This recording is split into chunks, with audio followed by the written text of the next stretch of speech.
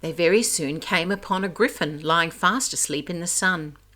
"Up, lazy thing," said the Queen, "and take this young lady to see the Mock Turtle and to hear his history. I must go back and see after some executions I have ordered." And she walked off, leaving Alice alone with the Gryphon.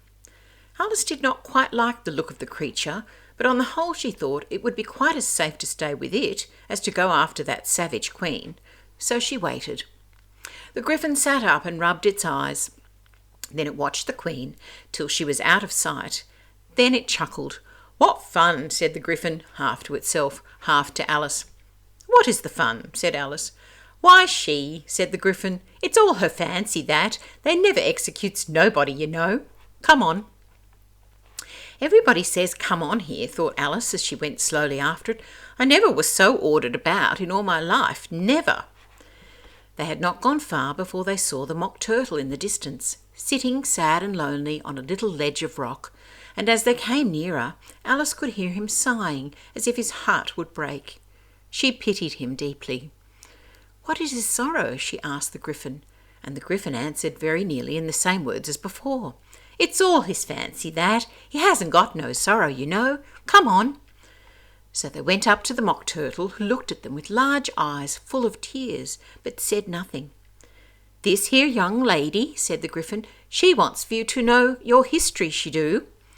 "I'll tell it her," said the Mock Turtle in a deep, hollow tone. "Sit down, both of you, and don't speak a word till I've finished." So they sat down, and nobody spoke for some minutes. Alice thought to herself, "I don't see how he can ever finish if he doesn't begin." But she waited patiently. "Once," said the Mock Turtle at last with a deep sigh, "I was a real turtle."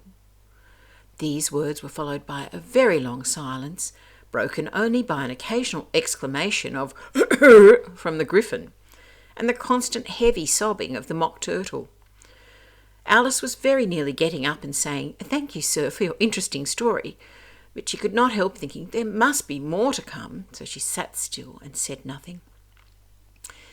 "When we were little," the Mock Turtle went on at last, more calmly, though still sobbing a little now and then, "we went to school in the sea. The master was an old turtle. We used to call him Tortoise." "Why did you call him Tortoise if he wasn't one?" Alice asked. "We called him Tortoise because he taught us," said the Mock Turtle angrily. "Really, you are very dull." "You ought to be ashamed of yourself for asking such a simple question," added the Gryphon. And then they both sat silent and looked at poor Alice, who felt ready to sink into the earth. At last the Gryphon said to the Mock Turtle, "Drive on, old fellow, don't be all day about it." And he went on in these words. "Yes, we went to school in the sea, though you mayn't believe it." "I never said I didn't," interrupted Alice. "You did," said the Mock Turtle. "Hold your tongue," added the Gryphon, before Alice could speak again. The Mock Turtle went on. "We had the best of educations. In fact, we went to school every day." "I've been to a day school too," said Alice. "You needn't be so proud as all that." "With extras?" asked the Mock Turtle, a little anxiously. "Yes," said Alice, "we learned French and music." "And washing?" said the Mock Turtle.